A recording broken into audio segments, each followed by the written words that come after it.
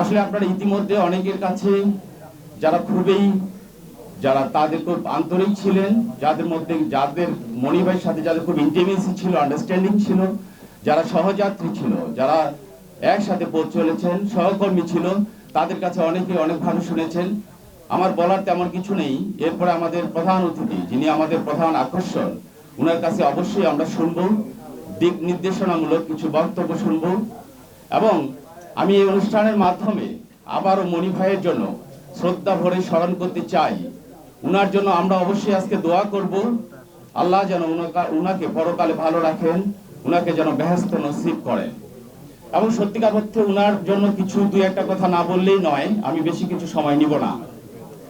এবং আপনারা জানেন মনি ভাই যেভাবে ডেডিকেটেড ছিল, দেশ ও জাতির জন্য যেভাবে ডেডিকেটেডলি, ডিভোটেডলি যেভাবে স্যাক্রিফাইস করেছেন, কাজ করেছেন, এটা সত্যি আমাদের জন্য একটা লার্নিং। আমাদের সেখান থেকে শিখতে হবে এবং সেই জিনিসগুলো আমাদেরকে হৃদয়ে ধারণ করতে হবে, মনে লালন করতে হবে এবং কর্মের প্রতিফলনের মধ্য দিয়ে আমাদের দেশ ও জাতির কল্যাণে কাজ করে যেতে হবে।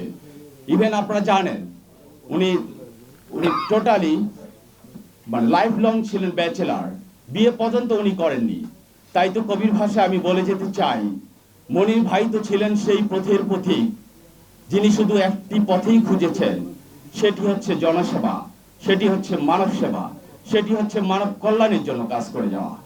তিনি আমাদেরকে শিখিয়েছেন ভোগের সুখ নয়, ত্যাগেই প্রকৃত সুখ।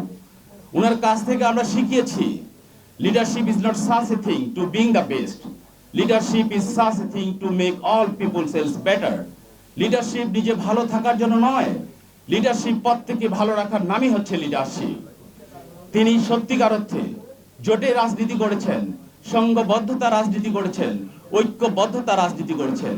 কাদা ছড়াছড়ি রাজনীতি থেকে তিনি অপরাজনীতি থেকে বেরিয়ে এসে সুস্থ ধারা রাজনীতিকে কিভাবে প্রতিষ্ঠিত করা যায় সেইটাই চর্চা করেছেন, সেটাকে প্রমোট করেছেন, প্যাট্রোনাইজ করেছেন, সেটাকে প্রায়োরিটাইজ করেছেন।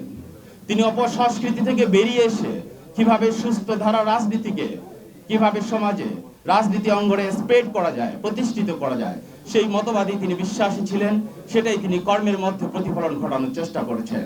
কারণ একটি জিনিস আমাদের মনে রাখতে হবে, আমি যখন একা, আমি তখন ব্যক্তি, আমি যখন ঐক্য, আমি তখন শক্তি। এই শক্তিকে মহাশক্তিতে পরিণতকরণের মধ্য দিয়ে জনাব তারেক রহমানের নেতৃত্বে সংঘবদ্ধ হয়ে, ঐক্যবদ্ধ হয়ে জনাব তারেক রহমানের হাতকে শক্তিশালী করে উনি যে সত্যিকার অর্থে উনার যে যোগ্য বলিষ্ঠ নেতৃত্ব, উনার যে সুদূর প্রসারী নেতৃত্ব, উনার যে অসীম দূরদৃষ্টি, গভীর অন্তর্দৃষ্টি এবং প্রখর ধী শক্তির ভিত্তিতে উনি যে রাষ্ট্র কাঠামো মেরামতের 31 দফা কম্পোজ করেছেন, ফর্মুলেট করেছেন। এই 31 দফার ফর্মুলেশন হচ্ছে রাষ্ট্র কাঠামো মেরামতের মূল সূত্র, মূল স্তম্ভ।